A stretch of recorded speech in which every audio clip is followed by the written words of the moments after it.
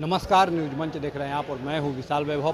BJP प्रदेश कार्यालय में जो है आज विधानसभा चुनाव को देखते हुए एक बैठक बुलाई गई थी और इस बैठक में जो है राष्ट्रीय महामंत्री तरुण चुग जो है वो मौजूद थे और उनके नेतृत्व में आज बैठक हुआ, जिसमें बीजेपी के प्रदेश अध्यक्ष डॉक्टर दिलीप जायसवाल, तमाम बीजेपी के बड़े नेता जो है वो मौजूद थे। और ये बैठक जो है विधानसभा चुनाव की तैयारियों को लेकर ये बैठक बुलाई गई थी। इस अवसर पर मौजूद खुद राष्ट्रीय महामंत्री तरुण चुग, बीजेपी के प्रदेश अध्यक्ष डॉक्टर दिलीप जायसवाल व रामकृपाल यादव से बातचीत के दौरान उन्होंने बताया कि इस बैठक में जो उन्हें क्या कुछ दिशा निर्देश दिया गया है, किस तरह से विधानसभा चुनाव की तैयारियों में लगना है, इन सब सारी चीज़ों पे जो है अंदर बैठक में चर्चा की गई है। तो क्या कुछ कहा है मौजूद बैठक में सभी नेताओं ने, आपको छोड़ जाते हैं उनके प्रतिक्रियाओं के साथ। बने रहिए न्यूज मंच के साथ। न्यूज मंच के लिए विशाल वैभव, पटना।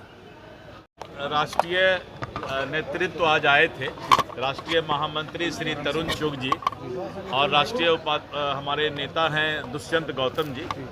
आज उन्होंने बैठक लिया है और इस बैठक में आगे जो विधानसभा चुनाव होना है और विधानसभा चुनाव में हमारी रणनीति बूथ स्तर तक कैसे पहुँचे और एक एक वोटर जो हमारे समर्थक हैं, वोटर हैं, और उसके बाद जो हमने काम किया है उस काम के बल पर हम जो है नए वोटर को अपने तरफ कैसे जोड़ें, तो इसके लिए पूरा एक रोड मैप तैयार किया गया है। क्योंकि एनडीए सरकार ने जो काम किया है बिहार में, विकास किया है, तो उस विकास को हम धरती पर जो उतारने का काम किए हैं, तो वहाँ के वोटर को भी हम कैसे बता पाएँ कि एनडीए के सरकार में इतना काम हुआ है।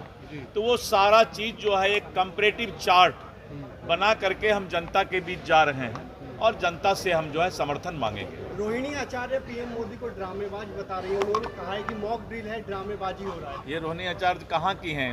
इंडिया की हैं कि इंडिया के बाद का? मैंने किस देश की है रोहिणी आचार्य, ये तो बता दीजिए पहले। अब बेटी किसी का होने से क्या होता है? बहुत लोग हमारी बेटी कौन है आप नाम जानते हैं? लालू जी के बेटी का नाम लोग क्यों जानता है? इसका मतलब है कि बेटा बेटी बाद है। दिलीप जायसवाल के बेटी का भी नाम अगर मीडिया जानता तो मुझे बहुत खुशी होती। इसका मतलब है कि लोग बेटा बेटी का नाम बढ़ाने के लिए नेतागिरी करते हैं। यही तो शर्म की बात है नेतागिरी में। परिवारवाद कैसा ठीक लगा ना? अब तो हो गया, पिताजी पर बोल दिया, बेटा पर मत बोलवाइए। हो गया कि पिताजी के बारे में बता दिया कि जिसके बेटी और बेटा का नाम बिहार जान रहा है, तो समझ सकते हैं कि उस राजनीति में समाजवाद नहीं परिवारवाद। लेकिन कल मॉक ड्रिल क्या हुआ? बघेल साहब क्या कर रहे हैं? अपने यहाँ तो समाप्त हो गया। तो अपने घर को नहीं संभाल सके, दूसरे घर को क्या संभालेंगे? यहाँ पर कांग्रेस का कुछ है? बिहार में समाप्त हो चुका है कांग्रेस पार्टी। उनके आने जाने से कोई फर्क नहीं पड़ने वाला है। अभी ममता बनर्जी इस महिलाओं आतंकी हमले को लेकर सवाल खड़ा कर रही है कि पहले बॉर्डर स्थिति देखना चाहिए, जो अभी मॉनिटरिंग हो रही है उसको। ममता बनर्जी वहाँ क्या कर रही है इसे पता है ना लोगों को।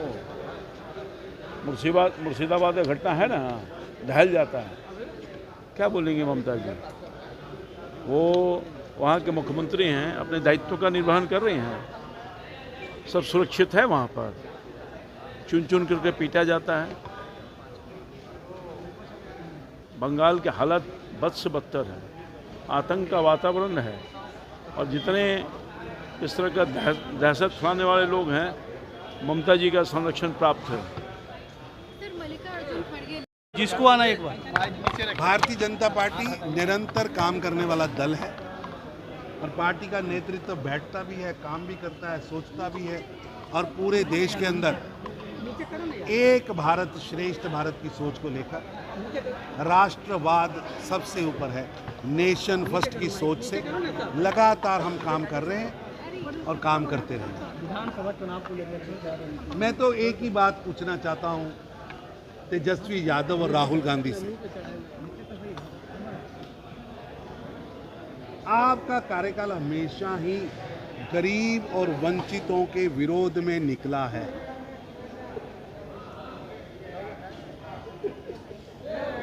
आपने क्यों नहीं अपने कार्यकाल में वंचितों को अधिकार देने के लिए कोई कमेटी क्यों नहीं बनाई? अब जनगणना हम करा रहे हैं, और बोर्ड आप लगा रहे।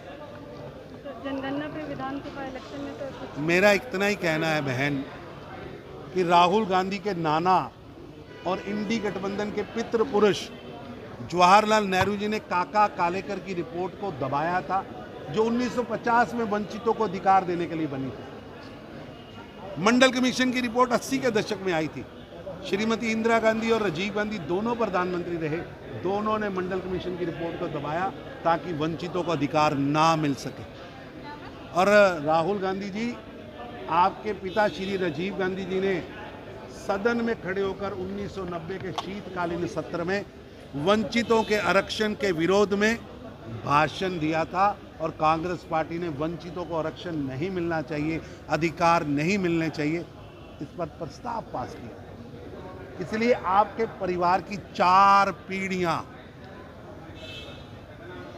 वंचितों के खिलाफ काम करती रही। 4 पीढ़ी, 7 दशक जिन्होंने वंचितों के अधिकारों को रोक के रखा, वो आज घड़ियाली आंसू बहा रहे हैं। निश्चित रूप से भारतीय जनता पार्टी ने निर्णायक फैसला लिया है। देश के वंचितों को उनका बनता अधिकार मिलेगा। आप तो सत्ता में 7 दशकों में ज्यादातर आप रहे, एक कदम बताइए आपने किया। इसलिए आपके पांव से जमीन निकल चुकी है। जनता आपको पसंद नहीं करती।